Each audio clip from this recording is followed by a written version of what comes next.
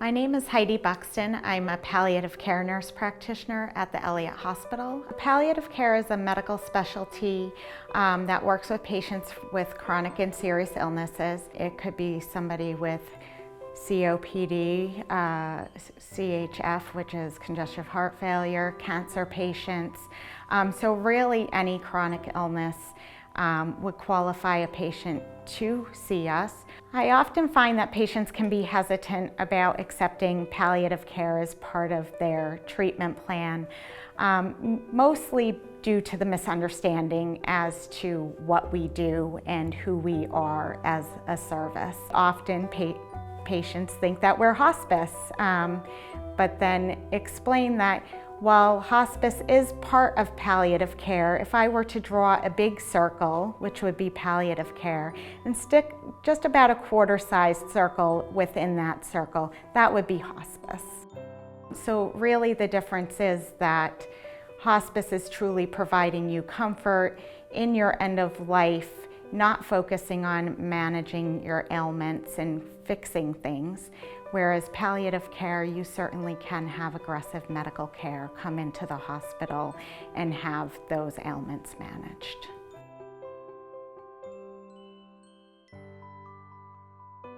The palliative care team that I work with is comprised of multiple nurse practitioners, physicians. We have a social worker who is a licensed counselor, so if patients are requiring any counseling, that they're able to utilize those services. And then in the hospital, we also have a chaplain that visits our patients. Palliative care can take place in many different places. For me, it takes place inside the hospital at the bedside.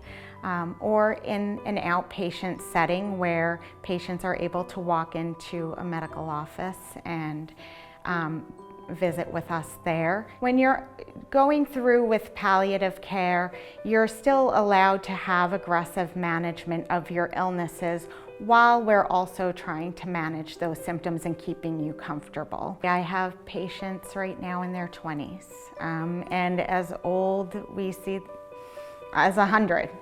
So really any age or stage in their diagnosis, we can see them.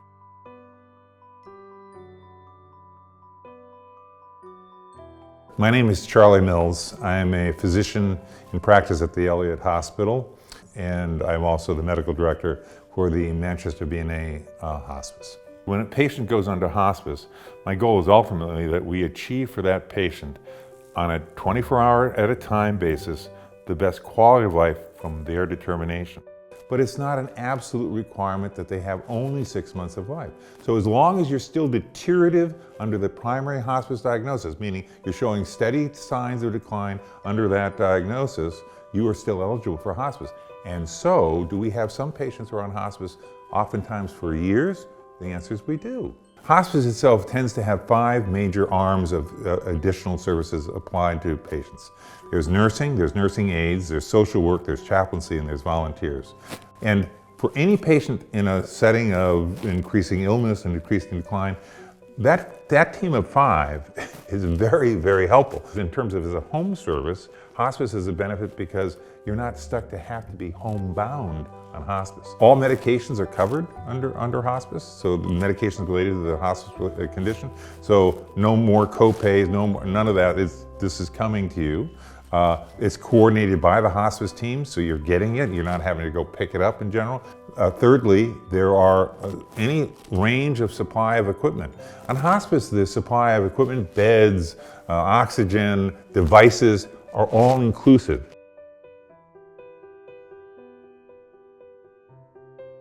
People need to understand that there is a natural dynamic in families of wanting to feel I'm doing right by my loved one, right? I'm doing right by this other person in my family.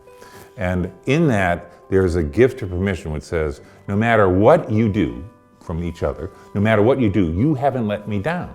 The disease is the culprit.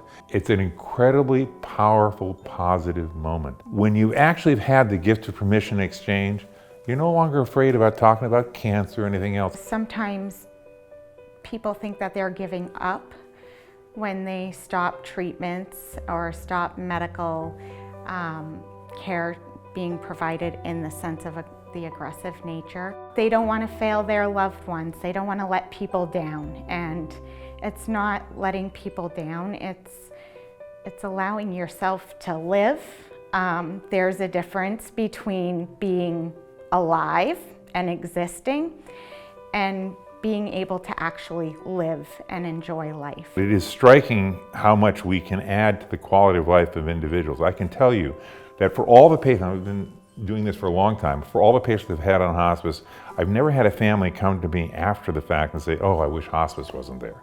Universally what's said is, I wish I'd understood it sooner, I would have had them sooner.